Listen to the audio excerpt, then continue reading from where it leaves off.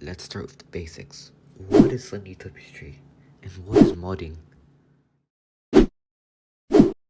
What is modding? Modding is when you add new content, new modes, new maps to a game that's already made. It's basically modifying the game to have more content. Slendytubbies tree was created by Sean. It was first released back in August 27th, 2017. The first ever update was released back in August 27th, 2017, v1.1. And the last update was released in November 2, 2023, v2.5. 7 years of updates.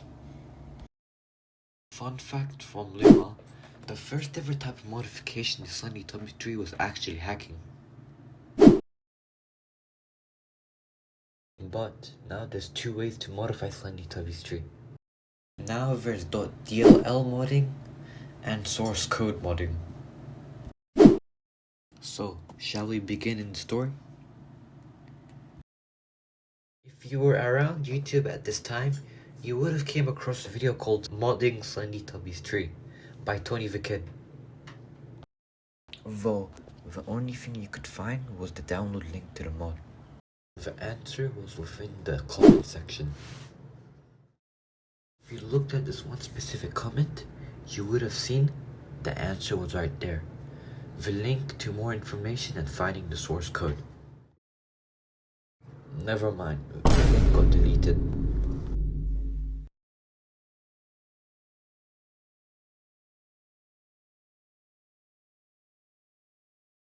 Within the paste bin link, you can see source codes for Slendytubbies tree, Slendytubbies 2D, and the campaign.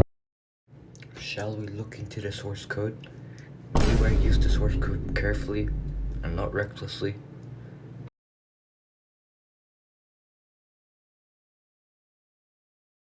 Within the source code, you can see files called library, packages, project settings, and assets.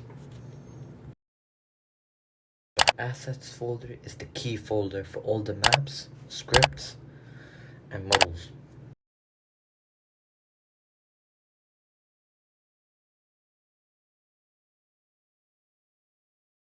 The source code I'll be talking about is Slendytubbies tree v2.2. Within this source code, there's a lot of errors, unlike v1.17 and 1.295. These are compiling errors which won't let you play the game unless you fix them. One thing you realize is if you go within the scenes folder, the only map you can find is Fortress. So you'll most likely have to add your own maps or, import the original maps. Now here are the errors. These are compiling errors, code errors, or even shader errors, but I'm really not too sure as I haven't examined them yet. But you'll most likely need to fix them.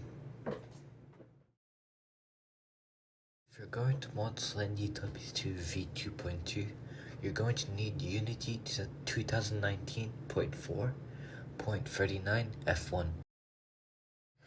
But if you're going to mod Slendytubbies tree v1.17 or 1.295, you're going to need a Unity version within 2017. But I don't know the exact version. Until I find out, I'll put it in the comments.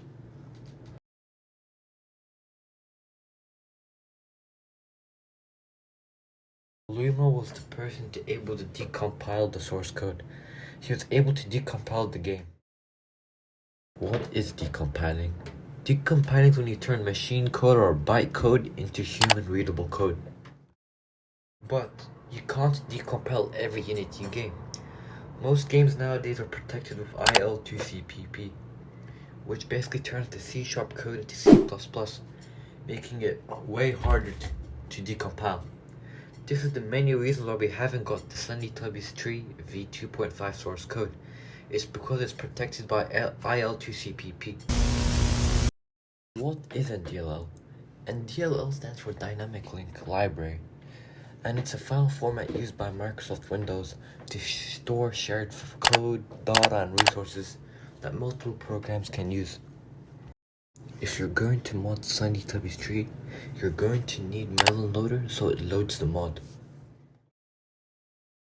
Okay, make sure you have melon loader 0.56 loaded on Slendytubbies tree so you can mod the game, or 0.71. But I don't know, it's your choice. First, open up Visual Studio. Now you want to create a new project.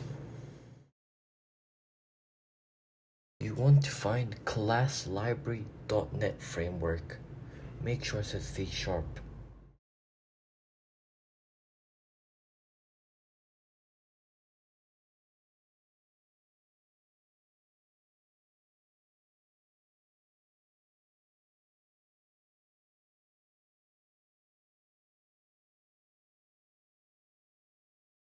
After you open it, you want to name it whatever you want. Then you go to the frameworks and you must pick 4.8 framework. If you don't have it, then I'll put the install link down in the description. After that, press open project.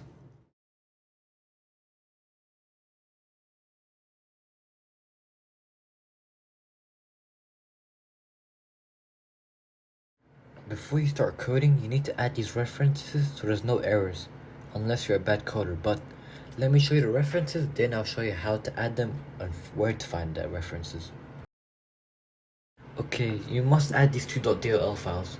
Within the game trajectory, go to the melon loader folder, scroll down, or you'll see the melon loader.dll and the zero harm DLL. Add those two, then go to the managed folder and continue adding the other DLLs needed. After adding all DLLs, click OK. But for me, there was an error showed because I had the system.dll already added, but if that shows up to you too, just press OK. Or just check within the references to see what you have added, so you don't add it again. Once you do add the references, if you go to the official melon loader website and go to the quick melon store or some shit, there should be a tutorial or a beginner to get you set it up so you can start modding. But this video isn't about actually how to mod, it's about the past. But in reality, I personally don't know how we started with the .dll modding, but I do know the source code. But thank you for joining in. I know it's been like 1 or 2 months that I posted, but I'm gonna get back into the grind, y'all.